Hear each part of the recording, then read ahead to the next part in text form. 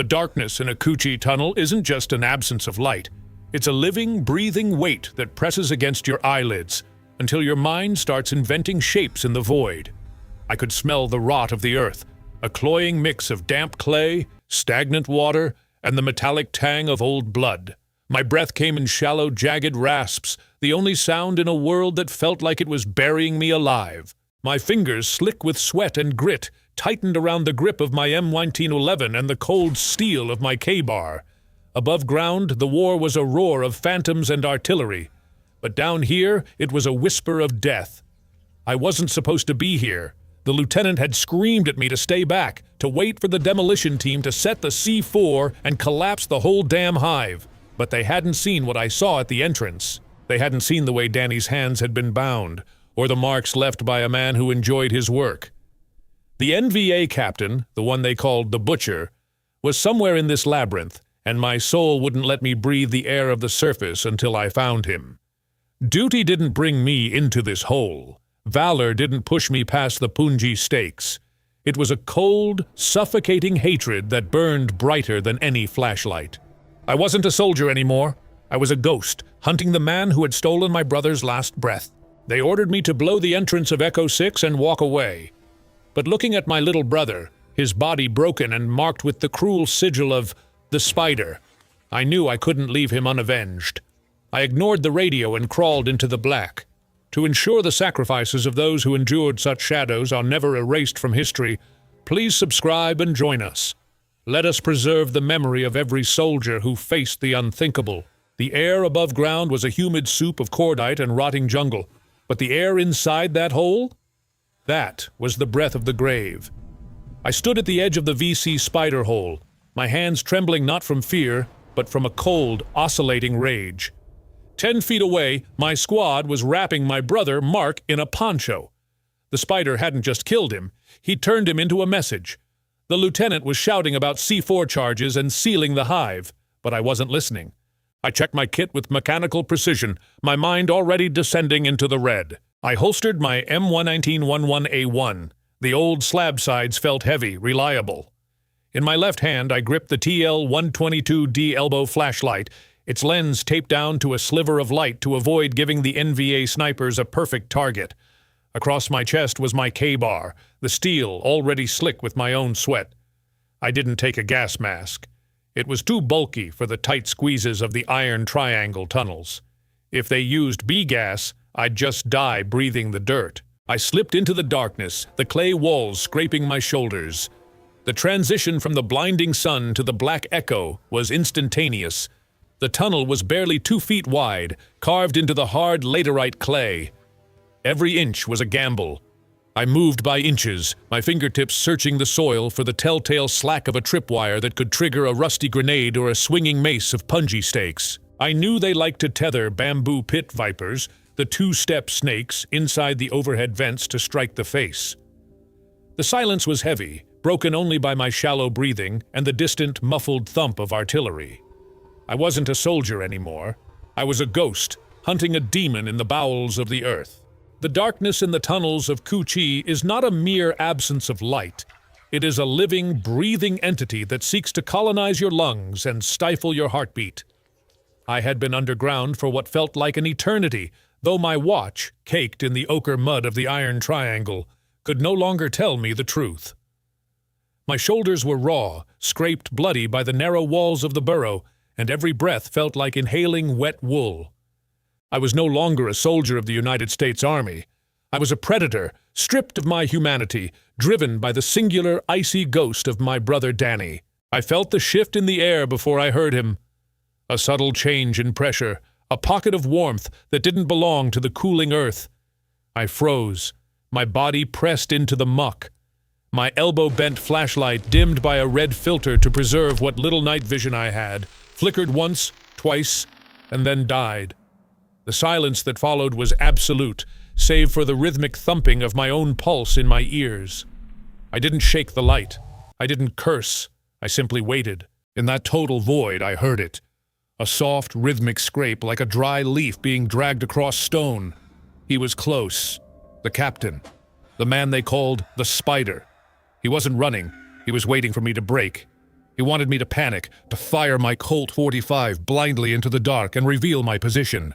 I began to crawl again, not forward but backward, inching into a shallow, dead-end alcove I had passed moments before.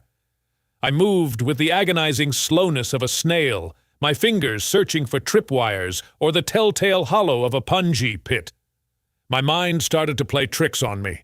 I saw Danny's face in the darkness, not as he was when we left Ohio, but as I had found him at the tunnel entrance, mangled, a signature spider carved into his chest. The grief tried to swell into a scream, but I channeled it into the grip of my K-bar knife.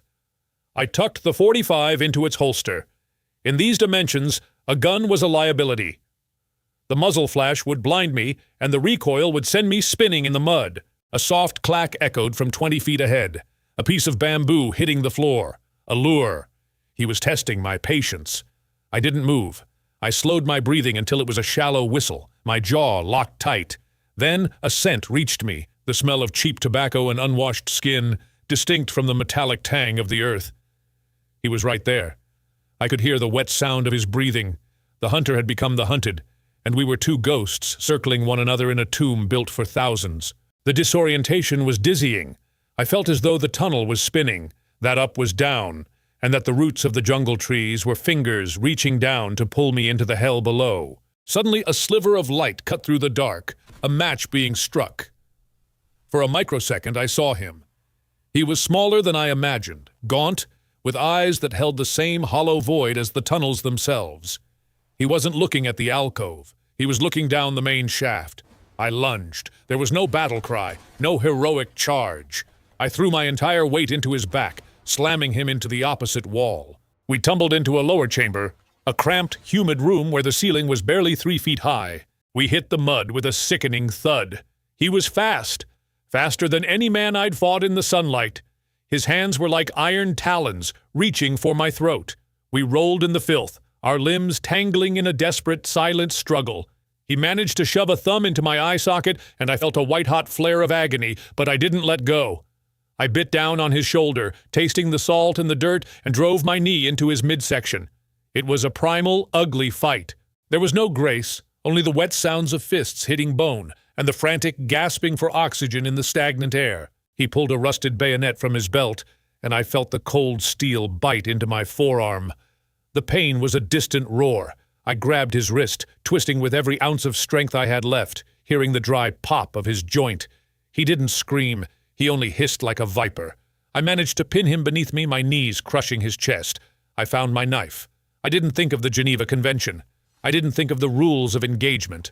I thought of Danny. I drove the blade down, once, twice, 3 times, until the thrashing beneath me turned into a rhythmic twitching, and finally, a heavy, lifeless stillness. I sat there in the dark, my chest heaving, covered in his blood and my own. The silence returned, heavier than before. Justice had been done, but it didn't feel like victory. It felt like ash. My hands shook as I fumbled for my emergency light. The beam caught the captain's face. His eyes were still open, staring at a ceiling he would never leave. Then, a low vibration began to rattle the floor. The C4. The squad above must have assumed I was dead. They were blowing the complex. I didn't have minutes. I had seconds. I scrambled back toward the surface, my lungs burning, the weight of the earth finally ready to claim everything it was owed. The silence that followed the last gasp of Captain Nguyen, the man they called the Spider, was louder than any artillery barrage I had ever endured. In that cramped, humid chamber 10 feet beneath the iron-red soil of Ku Chai, the world had shrunk to the size of my own heartbeat.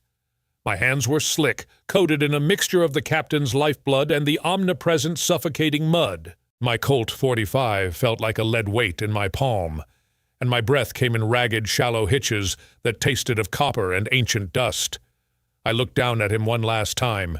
He wasn't a monster anymore, just a small broken man in a tattered uniform, eyes staring at a ceiling he would never leave. Vengeance, I realized in that freezing moment of clarity, didn't feel like fire. It felt like ash. Then, the earth trembled. It wasn't the rhythmic thud of a B-52 strike, but a sharp, premonitory vibration that traveled through the soles of my boots and up my spine. The engineers. They were on the surface, setting the timers for the C4 blocks. They didn't know I was still down here. To them, I was just another tunnel rat who hadn't come back up when the whistle blew. I had maybe 3 minutes, perhaps less, to navigate the labyrinth of tripwires and punji pits I had bypassed on my way in. The rage that had fueled my descent had evaporated, leaving behind a hollow, primal desperation to see the sky one last time. I shoved the flashlight between my teeth, the cold metal biting into my gums, and began to crawl. My muscles screamed. Every inch was a battle against the earth itself, which seemed determined to swallow me whole, to keep me down there with my brother and the man who had killed him. I scrambled through a secondary lateral, my shoulders scraping the raw earth until my utility shirt was shredded. I could hear the muffled shouts from above, distant and ghostly. I reached a junction where the air felt slightly thinner, cooler. I remembered this turn, a sharp right past a deactivated toe-popper mine. My fingers danced over the dirt, feeling for the familiar tension of a wire.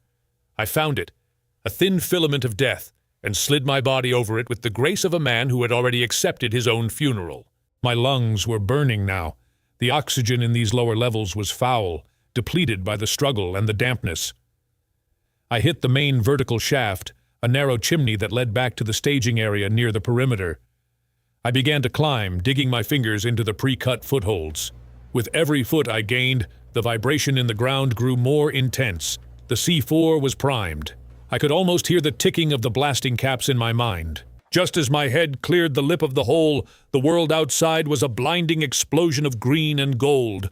The afternoon sun hit my dilated pupils like a physical blow. I rolled out of the hole, gasping, my face a mask of gore and clay. I saw the engineers 20 yards away, huddled behind a fallen mahogany tree, their fingers hovering over the plungers. "Wait!" someone screamed. It was Sergeant Miller, his voice cracking with disbelief. He saw me, a ghost rising from the grave, and for a second, time simply stopped. I didn't say a word. I couldn't. I just kept moving, my legs heavy as anchors, stumbling away from the entrance of the complex. I didn't even look back when the sergeant's hand slammed down. The ground didn't just shake. It groaned. A series of muffled subterranean thumps echoed under our feet as the C4 charges buckled the main supports of the tunnel network. The earth heaved upward, then collapsed in on itself, a giant's footprint appearing in the jungle floor. Dust and smoke billowed out of the ventilation holes like the dying breath of a dragon. It was over. The spider, his torture chambers, and the memory of my brother's final agonizing hours were all buried under tons of Vietnamese soil. The complex was gone. My squad gathered around me, their faces a blur of shock and unwanted reverence. They saw the blood on my hands and the vacant stare in my eyes and assumed I was a hero, that I had gone down there to finish the mission they were too afraid to touch. But as I sat there on the damp grass, watching the smoke clear, I felt no pride. I felt no closure. I had hunted a man down like an animal in the dark, and in doing so, I had left a part of my own soul in that tunnel. I had thought that killing him would bring Danny back, or at least quiet the screaming in my head. But the silence that followed was worse. It was the silence of a man who realized that in the pursuit of a monster, he had become something unrecognizable to himself. In Vietnam, vengeance didn't bring peace. It only turned the living into shadows. I walked away from that hole, but I knew, even then, that a part of Kurt Miller would always be wandering those dark, narrow corridors, forever looking for a way out that didn't exist.